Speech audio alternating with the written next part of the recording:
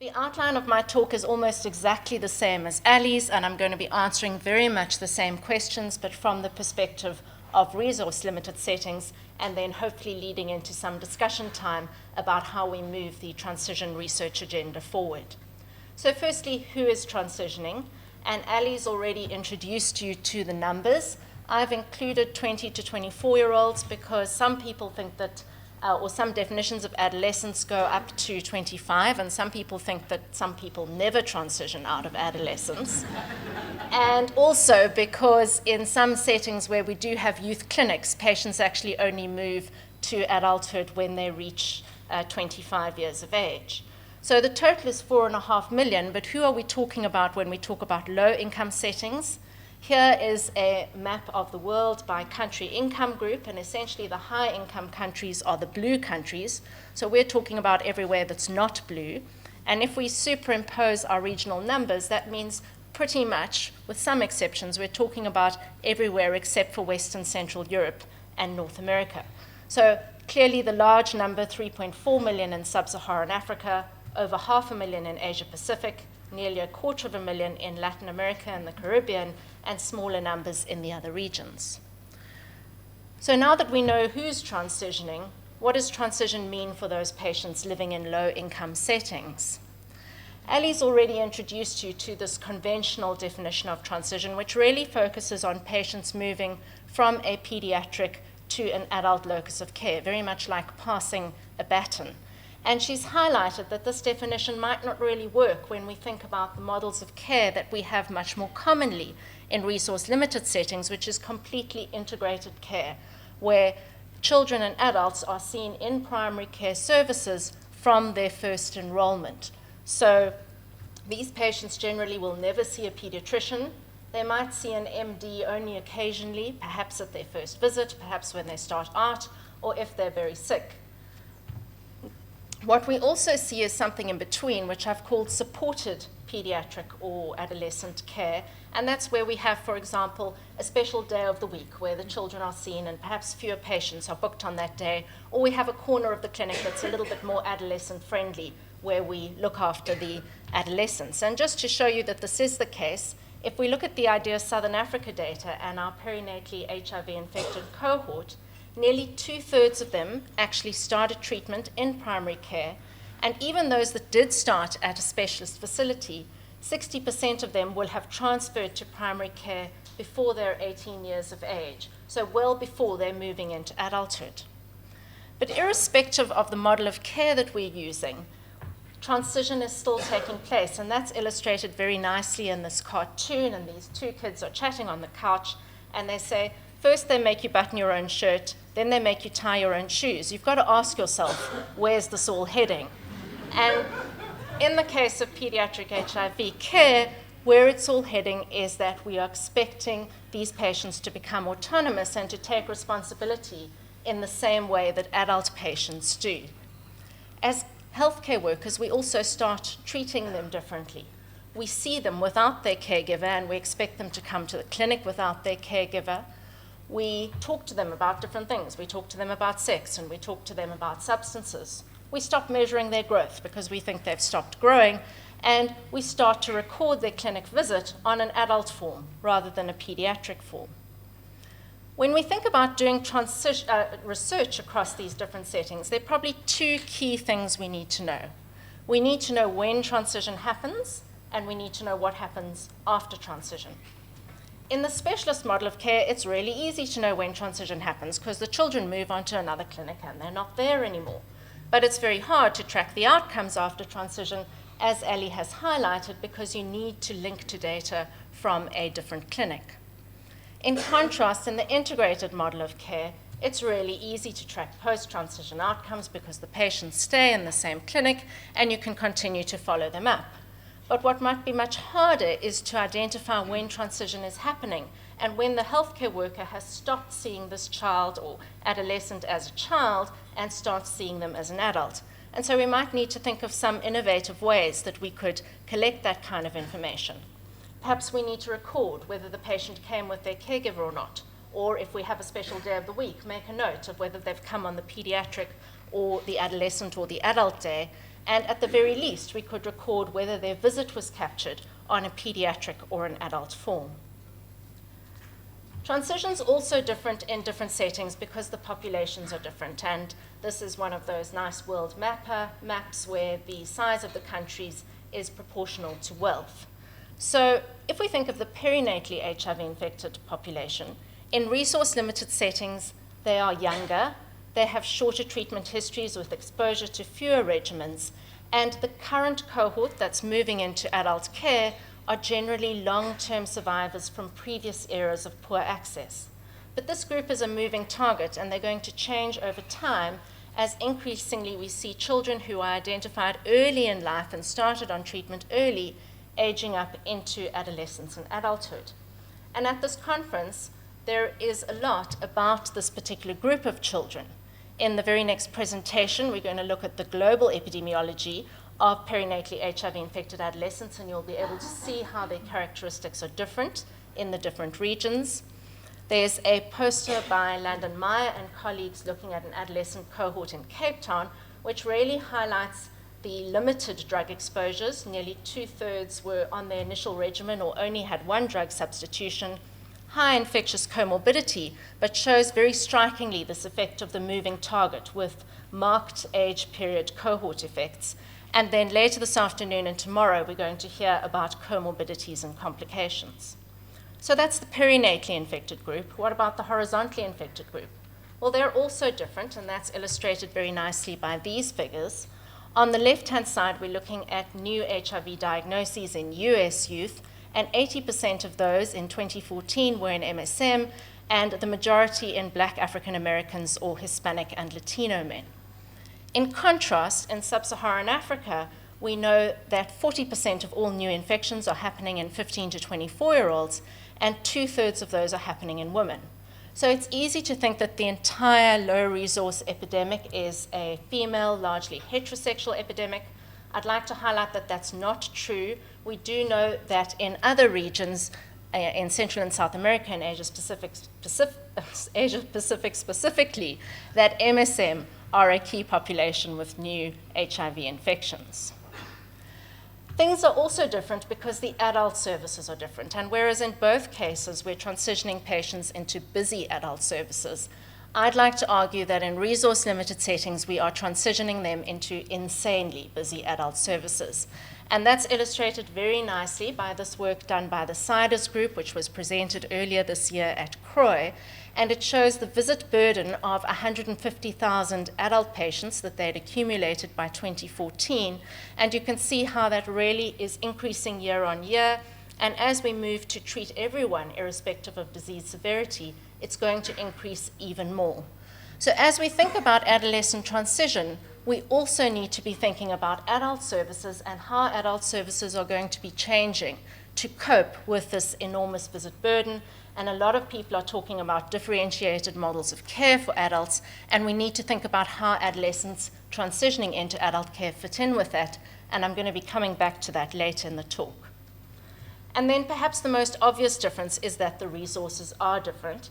This is a slide that was put together by our chair, Annette, and it looks at the number of patients and the number of providers across a range of settings. It includes data from a published study from the US, and then also from clinics in IDEA, in Asia Pacific, as well as in Kenya and South Africa. And what you can see is that while the number of patients increases dramatically when we look at Kenya and South Africa, the number of providers doesn't increase that much at all. So whereas in the US we've got 3 nurses per 100 patients, in Kenya and Johannesburg we only have a quarter of a nurse per 100 patients. So why do we care about transition? What's the big deal? And particularly transition related to HIV. We all know that change is scary. None of us like change, and I must say that I, for one, find it very difficult to transition out of my bed every morning when the alarm clock goes. But somehow I do it, and I have my cup of coffee, and I get over it, and here I am, and I'm giving this talk, and it's all okay. So can't these adolescents just really get on with it and move on into adulthood, and maybe there'll be a hiccup, but it'll all be okay. And in any event, we've been doing this for a long time for patients with other diseases. So surely we know how to do this by now. Well, Ali's already highlighted that, in fact, we don't have good models of transition. And I'd like to argue that HIV is different. And I think we could brainstorm in this room and think of a whole lot of ways that HIV is different. I'd like to focus on 3, and conveniently, they all start with an S. The first is stigma. The second is that HIV is sexually transmissible. So getting it right for these adolescents is important not only for themselves, but to prevent onward transmission of the condition. And the third, and perhaps the most important, is the scale of the epidemic. And just by way of comparison, it's estimated that there are about 36,000 type 1 diabetics in sub-Saharan Africa. If you think back to the 3.4 million adolescents and youth with HIV, we're talking about providing services at a scale 100-fold greater. So hopefully now you're convinced that this is important, and what do we actually know about it? And the bottom line is, what are the health outcomes post-transition? If I'd been giving this talk a year ago, I would have had to put up a blank slide at this point, but encouragingly, there is work being done about health outcomes, and this study was published in December 2015 by a group from Thailand, and they looked at a group of 70 patients who moved to an adult HIV clinic and looked at retention between 1 and 6 years post-transition. They found retention was 73%, and an additional small percentage had been referred, so may also be retained, and that viral suppression was nearly 80%. So that looks pretty good. It's not quite 90, but it doesn't look too bad. But that is certainly, to the best of my knowledge, pretty much all that is out there at the moment. But that doesn't mean that people aren't doing anything around transition. In fact, there's a lot going on around transition. And one of the things that people are doing is asking what young people actually think, and that's a good idea because adolescents think very differently to the way that we do. And what's interesting is that what comes across in these studies is very similar across different settings, both in resource-limited and in high-income settings. So these are results from a transition clinic in Brazil and in Uganda, and include both perinatally and behaviorally infected adolescents. And what they said was that they found it difficult to leave the pediatric or the adolescent or the transition clinic, wherever they'd started out, because that place felt like home. They experienced stigma. They felt very different to other adult patients, and they struggled to adjust to adult services, to big, busy clinics, and long waiting times. But it wasn't all bad. A lot of them liked the fact that in adult services, care tended to be more differentiated. So if they were stable, they didn't have to come as often. They felt that it was more age-appropriate to be in a waiting room with other adults rather than with babies and children, and in some cases, they felt their sexual and reproductive health needs were met better. What do adolescents or young people recommend? Again, very similar to the findings from high-resource settings. They would like more time. They'd like to transition later and more slowly, and they would like to have peer support and the opportunity for ongoing contact with other transitioning patients. And what's actually being done in terms of transition? What models are being used, and what transition-related activities are happening? And encouragingly, in the last few years, we have seen a number of guidelines and toolkits being developed that can support transitioning adolescents. And I'd like to look at some particular aspects of transition interventions and activities that have been used, and I'm going to particularly focus on ones where we actually do have some data about the outcomes related to those activities. So firstly, transition clinics. These are results from a transition clinic in Uganda. So it's a clinic focused specifically on the 15 to 24-year-old age group. About 80% of these patients were horizontally infected. And the first thing they found was that only a third of the patients used the services regularly, and that patients not yet on treatment were much less likely to use services. They also looked at exactly which services were used and importantly weren't used, and those are shown by the tall red bars, and they found that peer support and home visits were both not used, and they postulated that the reason for that is because these services were offered in the community, and that patients didn't want to be identified as HIV infected by using services that were in the community. What about youth and adolescent-friendly services? This is something that a lot of people are talking about, and do they actually work? And the findings are a little bit difficult to interpret. Matthew Lamb and colleagues in a very large study compared loss to follow-up in clinics that offered different services and found lower attrition in those that offered sexual and reproductive health services and where there were adolescent support groups.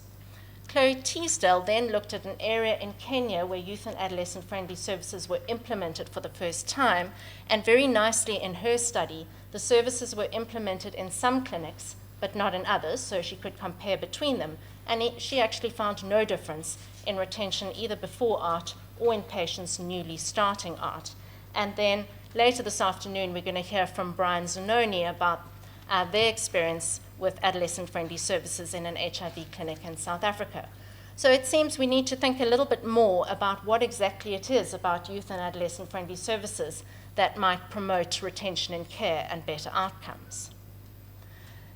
A number of people have thought about providing skills training to really support adolescents transitioning, and I'm just going to highlight two studies. The first is the Happy Teen program, which is developed by the Thai Ministry of Public Health and US CDC, and what they found is that patients who participated in the program had better knowledge and attitude scores after the program, and this was sustained 6 months later, but unfortunately there was no improvement in practice scores.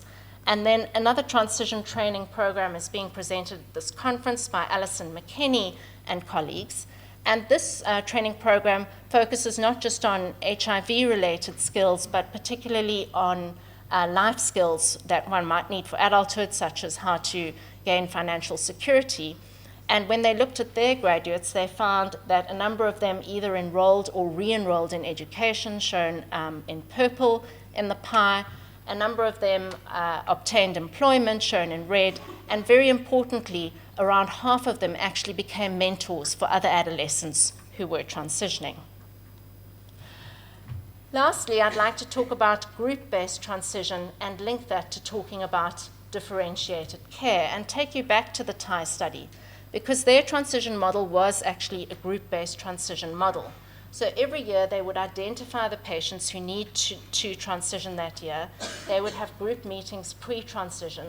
The patients went away for a transition camp together, and then when they booked their appointments in the adult clinic, they booked them on the same day so that they would continue to see the same patients in the adult clinic, and they weren't going there all by themselves. And other people are also using this approach, and this is an example from Ivory Coast, where the patients who are transitioning have a graduation ceremony to celebrate their move into adulthood. So thinking about group models of care and taking you back to those insanely busy adult services, and this is a picture of a pharmacy waiting room in South Africa, and I'm sure many of you have seen pharmacies that look a whole lot worse than this. And adolescents really don't like waiting in pharmacy. It's the place where they really experience stigma and feel that they're very different to those other people sitting in the pharmacy queue. And as we think about how adult services are beginning to address the insanely busy services and move towards differentiated care, what about differentiated care for adolescents and young people with HIV? And a number of groups are looking at this. I'm going to highlight results from a program that's been implemented by MSF in Khayelitsha in Cape Town. So what happens in this program is that groups of about 20 youth aged between 12 and 25, grouped together by similar age group, meet together. They meet in the clinic with a counselor because of this issue around community services being slightly less preferable because of the possibility of stigma and being identified.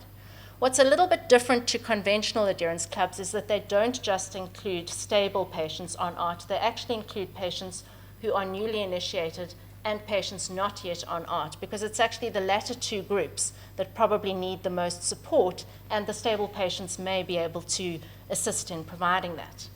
Importantly, all the medications are pre-scripted, so these patients never see the inside of a pharmacy. Their meds get delivered to them in the club.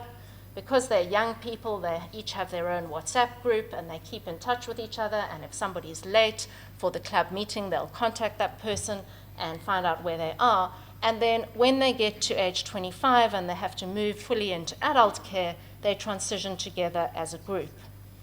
And looking at their outcomes, looking just at the clubs themselves, they've looked at retention at 12 months, and shown that both in those newly initiated and in those who are stable on treatment, they have very good retention outcomes, over 85% and 90% respectively, but the pre-ART patients do not have good outcomes. 50% of those are lost at 12 months. So far in this program, 60 patients have graduated to adult care, and MSF is in the process of looking at those outcomes, and these results are presented in a poster at the AIDS conference next week. So I'd just like to pause there and summarize what do we know. There's very little in the way of outcomes data, certainly some red flags around patients not on ART. There's a lot of activity going on about transition. A lot of people are looking at youth and adolescent-friendly services, but the outcomes are a little bit mixed. Transition clinics might be a good idea, but we need to remember that patients are going to have to transition out of the transition clinic. There seems to be a role for skills development programs, and what does seem to be emerging as perhaps a promising model is this idea of group-based transition. And it's something that really lends itself to resource-limited settings because we don't have resources, but the resource we do have is patients. And so it's actually feasible to do because we're not going to have to wait forever for a group of patients that we can move across. So to end with, what do we still need to know and how do we get there? And Ali has given some lovely slides of what the research priorities are, and really they're the same in resource-limited settings. So I'm not going to repeat all of that, but just highlight a few things. I think we do need to keep track of who is transitioning, particularly that perinatally HIV-infected group, which is changing over time. We need to develop evidence-based models of transition that are feasible in resource-limited settings, and we need to know about outcomes after transition. Obviously, the quantitative outcomes, also what was the adolescent experience, and we need to relate qualitative and quantitative outcomes together. What adolescent experience results in good quantitative outcomes? And then we often think of this population as a very vulnerable group, but I'd like to remind everyone that we've seen a lot of resilience in this group as well, and there are two very nice posters looking at resilience in adolescents in resource-limited settings at this conference. And I think we need to be looking at resilience and what factors actually foster resilience, and how do we best use that resilience to promote positive outcomes. I want to emphasize that the plans that we develop need to be feasible in resource-limited settings. I think that's highlighted very nicely by this quote from a pediatrician in Johannesburg. And I'd like to suggest that what we need is not just a public health approach to treatment, but a public health approach to transition. And how do we get there? And this slide might look a little bit like a wish list for absolutely everything, but really I'm just trying to present a framework for how we might think about transition research. I think most importantly, we need to collaborate and coordinate. We know that there are a lot of activities happening, we're all thinking about this, and we'll get so much more out of it if we all work together. And to do that, we need harmonized definitions of what transition means across these different settings and how we're going to measure transition success.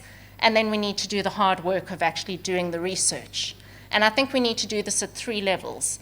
At the bird's eye view level, we need surveillance, and for that we're going to need national or regional age disaggregated data. At the intermediate level, we need to be developing and evaluating models. For that, we need prospective longitudinal studies. We need to know about the cost and cost effectiveness of different interventions, and we need to know about their scalability. Can we roll them out at a large scale? And then at the deep dive look, we do need to know about clinical and laboratory outcomes, and for that we need clinical research cohorts with HIV uninfected controls, and we're going to hear much more about clinical outcomes and complications in the next session. There are a lot of people to thank, and I started off by putting all the individual names on the slide, and then they really just didn't fit. I'd like to particularly thank my partner in transition, Ali Judd. I'd like to thank the IDEA collaborators both globally and within Southern Africa, who've given an enormous amount of input and from whom I've learned a whole lot about adolescent transition. And I'd like to thank the people who fund the work that I do. And I'd like to leave you with this quote, which is from an adolescent girl from Cape Town, because I think it highlights the resilience that she has and how she wants to achieve normal adult outcomes like at the end of the quote, she wants to finish school, she wants to get a job, she wants to have a long-term relationship, but her negative thoughts and her fears are about her uncertainty in doing this as a person with HIV. And I think our goal in adolescent transition is to enable these patients to achieve the adult outcomes that they are hoping for. Thank you very much.